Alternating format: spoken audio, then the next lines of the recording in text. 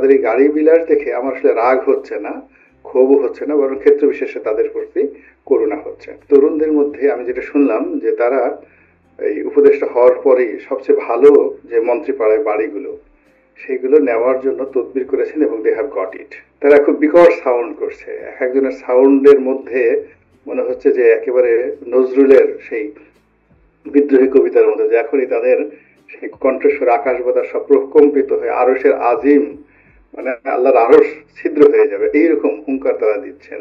উপদেষ্টারা সেখানে দেখা যাচ্ছে উপদেষ্টার একজন দুইটা তিনটা বা ততোধিক গাড়ি ব্যবহার করছেন।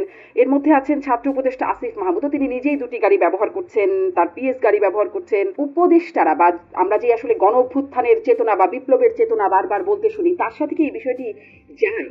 প্রশ্নটা যায় না।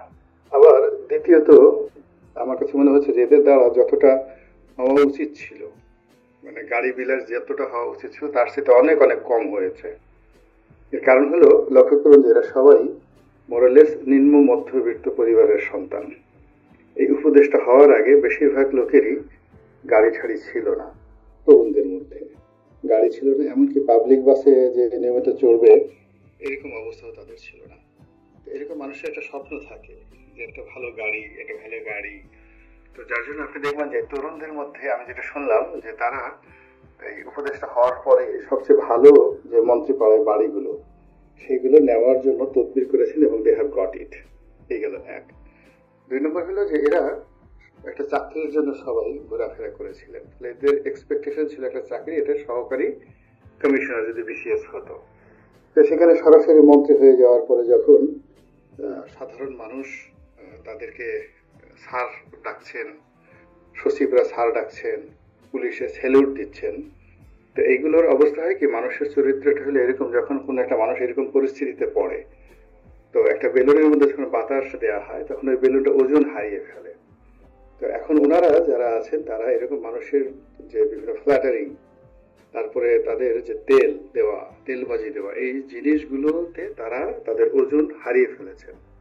তো ওজন হারিয়ে ফেলার পর আপনি দেখবেন যে এক একজন যখন কথা বলা শুরু করছেন, যখন হা করছেন, হায়ের আকৃতি এত বড় হয়ে যাচ্ছে যে তাদের সেই হা দেখে, নর্মালি আমরা যারা হা করতাম এই সমাজে, আমাদের হা বন্ধ হয়ে গেছে, উই ক্যানট টক, আমাদের মুখ বন্ধ হয়ে গেছে, এই গেল একটা সমস্যা।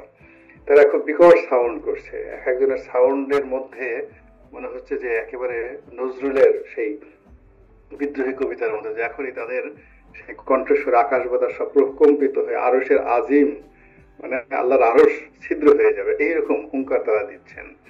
তো এইগুলো থেকে রক্ষা পাওয়ার জন্য যে শিক্ষা দরকার, দীক্ষা দরকার, অভিজ্ঞতা দরকার, তারপর শেষে সঙ্গী দরকার, সাথী দরকার, পরিবেশ প্রতিবেশ দরকার, এই জিনিসগুলো তারা পাচ্ছে না। ফলে তাদের এই গাড়ি বিলাস দেখে আমার আসলে রাগ হচ্ছে না, ক্ষোভও হচ্ছে না, বরং ক্ষেত্র বিশেষে তাদের প্রতি করুণা হচ্ছে।